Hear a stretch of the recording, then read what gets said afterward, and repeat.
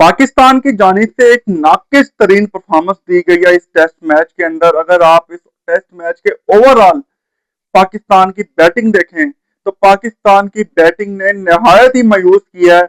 और पाकिस्तान की बैटिंग कहीं से लग ही नहीं रही थी कि ये कोई बैट्समैन खेलने के लिए आए हैं। इनको सिर्फ ये था कि तू चल मैं आया। इनका सिर्फ यही काम था। सबसे जो मेन किरदार है वो तो आगा जी और क्या नाम है उसका, मोहम्मद रिजवान का था।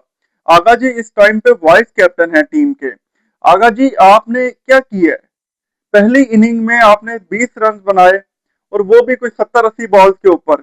चलें ठीक है, सिचुएशन की डिमांड थी, लेकिन दूसरी इनिंग में सिचुएशन की डिमांड ज्यादा थी। उसमें आपने 6 बॉलों पे 0 स्कोर बना के आउट हो गए। तो आगा जी ये आपकी क्या परफॉर्मेंस है? आपको टीम का अगर वाइस कैप्टन बनाया गया है तो आपका ये फर्ज बनता है कि आप टीम के वाइस कैप्टन के तौर पे अपने आप को शो करें, अपने आप को दिखाएं कि हाँ यार मैं कैपेबल था, इसीलिए मुझे वाइस कैप्टन बनाया गया। आप वही हाल ना करें कि जिस तरह से आपको टी20 के कैप्टन बनाया गया, आपने टी20 में इंतहाई नाकस कारकर्दगी दिखाई अपनी। और अब आप वही चीज अपनी आप टेस्ट में लेके आना चाह रहे हैं कि आपको टेस्ट का वाइस कैप्टन बना दिया गया है, तो आप टेस्ट में इंतहाई नाकस तरीन कारकर्दगी दिखाएंगे। आगा जी इस तरह से नहीं चलेगा। अगर आप कैप्टनसी का प्रेशर नहीं बर्दाश्त कर सकते या वाइस कैप्टनसी का प्रेशर नहीं बर्दाश्त कर सकते तो आप साइड पे हो जाए। अब बात करते हैं बाबर आजम की। बाबर आजम ने पहली इनिंग में तो बहुत कह सकते हैं कि मायूस की है। जहां पे डिमांड थी बाबर आजम से बड़ी इनिंग की, क्योंकि अगर बाबर आजम पहली इनिंग में बड़ा रन स्कोर कर देते तो हमें ये नौबत देखने को ही ना मिलती। मैं ये नहीं कहूंगा कि सारा ब्लेम हम बाबर आजम पे डाल दें। यहाँ पे कमेंट सेक्शन में शुरू हो जाएगा कि भाई सारा ब्लेम बाबर आजम के ऊपर डाल दे। भाई नहीं, लेकिन अगर टीम का कैप्टन है और वही फ्रंट से लीड नहीं करेगा तो किस तरह से काम चलेगा?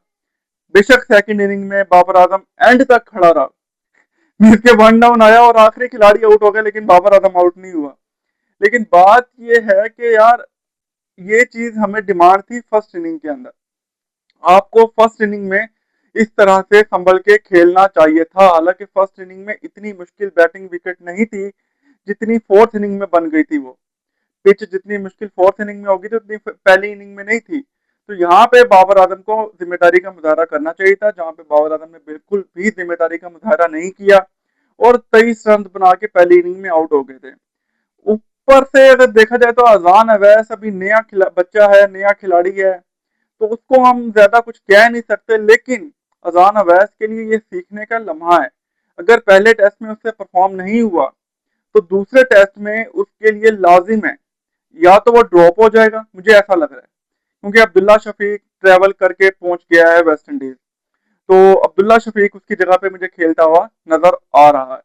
और अगर अब्दुल्ला शफीक को नहीं खिलाते, अजान अवैस को ही खिलाते हैं, तो फिर ये अजान अवैस के लिए एक मौका होगा कि पहले टेस्ट मैच से उसने क्या गलतियों से सीखा और फिर दूसरे टेस्ट मैच में उसने क्या इंप्लीमेंट किया। क्योंकि अब्दुल्ला शफीक से हम डायरेक्ट ये एक्सपेक्ट नहीं कर सकते कि वो आएगा और आते सारी वो परफॉर्मेंस देना शुरू कर देगा, क्योंकि अभी वो लीग्स और टी20 वगैरह खेल के आ रहा है। वो टेस्ट की इस तरह से प्रैक्टिस नहीं है उसकी जिस तरह से उसकी होनी चाहिए। आई डोंट नो कि वो कैंप में था रेड बॉल के या नहीं थे, मेरे ज़हन से कंफर्म नहीं है।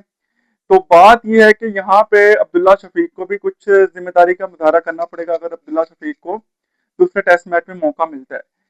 बाकी पहले टेस्ट मैच में बॉलिंग के हवाले से मैं किसी को कुछ नहीं कहूंगा। हाँ, दूसरी इनिंग में जिस तरह से 97 पे 92 पे मेरे ख्याल में 7 आउट हो गए थे और उसके बाद आपने 181 रन करवा दिए, तो ये मैं अपनी बॉलिंग को बोलूंगा कि यार यही चीज आप शान मसूद की कप्तानी में करते थे, यही सेम चीज आपने अब दोहराई है। आप बॉलर्स कब सीखोगे टेल एंडर्स का आउट करना? या टेल एंडर्स को आप यॉर्कर मारो, विकेट टू विकेट बॉल करो, कोई एक आधी तो बीट होगी ना यार। आप उनको बाउंसर करवा रहे हैं, आप उनको साइड पे बॉल करा रहे हैं, आप उनको कहां पे बॉल करा रहे हैं, तो उन्होंने छक्के चौके मारने। टेल एंडर का काम क्या होता है? शमाद जोसेफ और किमार रोच ने आके क्या किया है? जेडन फील ने एंड पे आके क्या किया है? उन्होंने सिर्फ शॉट्स ही मारी हैं। तो ये एक हमारे बॉलर के लिए एक सीखने का एक लम्हा है कि यार जब टेल अंडर खड़े हैं जिनको नहीं पता इतना बैटिंग का, तो वहां पे आपका ये काम बनता है कि विकेट टू विकेट या यॉर्कर टू यॉर्कर बॉल करें। ठीक है, आप यॉर्कर यॉर्कर करें, एक आधा बीच में बाउंसर मारे ताकि वो शॉट उठाए तो ऊपर चढ़ जाए। इस तरह से बॉलिंग स्ट्रेटजी। यार हम जैसा एक नकम्मा सा बंदा जो सिर्फ क्रिकेट पे बात करता, क्रिकेट पे तज्जिया करता, जिसने क्रिकेट उस तरह से प्रोफेशनली नहीं खेली, तो वो अगर ये बात कर रहा है, तो आप लोगों के जो कोच बैठे हैं वो आपको ये चीज नहीं बता रहे, वो आपको ये चीज गाइड नहीं कर रहे। अगर नहीं कर रहे तो वो फिर कोचेज के ऊपर मैं क्या बोल सकता हूँ, कुछ बोलेंगे तो यहाँ पे फिर नए नए फसाद खड़े हो जाते हैं। हमारी पीसीबी इंतजामिया को चाहिए कि इस टीम के ऊपर कड़ी से कड़ी निगरानी की जाए, और जो अकाउंटेबिलिटी बनती है वो अकाउंटेबिलिटी की जाए। इसका मुकम्मल तौर पे होना चाहिए यार अकाउंटेबिलिटी। पहले शान मसूद की कप्तानी थी, उसमें भी हम ऐसे आउट हो जाते रहे जल्दबाजी में, मिडिल ऑर्डर हमारा चलता ही नहीं था, एक आउट हमारा होता है और पीछे से हमारी लाइनें लगना शुरू हो जाती हैं। यार ये कोई तरीका तो नहीं है ना। आप लोग क्या तनख्वाह नहीं ले रहे? क्या तनख्वाह सिर्फ ऊपर वाला जो एक आधा परफॉर्म करता है वही लेता है, और वो आपने वही ठेका उठाया है कि यार एक बंदे ने अगर सेंचुरी कर दी तो बाकी खिलाड़ियों ने कुछ नहीं करना? यार ऐसे तो नहीं होता ना, टीम वर्क होता है ना, एक टीम मिलके, टीम एक पूरा एक ग्रुप बन के आप आगे बढ़ेंगे ना, फिर ही आप कामयाब होंगे ना। इस तरह से तो नहीं कामयाबी मिलेगी आपको। तो मैं इंतहाई नाकिस कारकर्दगी के ऊपर मैं यही कहना चाहूंगा कि मैं बहुत ज्यादा मायूस हुआ हूँ। इस तरह से सिर्फ मैं मायूस नहीं हुआ, कई क्रिकेट फैंस जिन्होंने, इवन के आप वेस्ट इंडीज की टाइम ड्यूरेशन देखें ना, शाम की है और रात को 2 ढाई बजे तक मैच खत्म होता है। तो यार अवाम आपके लिए रात 2 ढाई बजे तक अपने काम काज छोड़ के, जो लोगों ने आपस में कुछ ना कुछ गैदरिंग शैदरिंग ये वो, जो क्रिकेट फैंस है वो तो बैठे हैं ना स्क्रीन के आगे स्टक होके।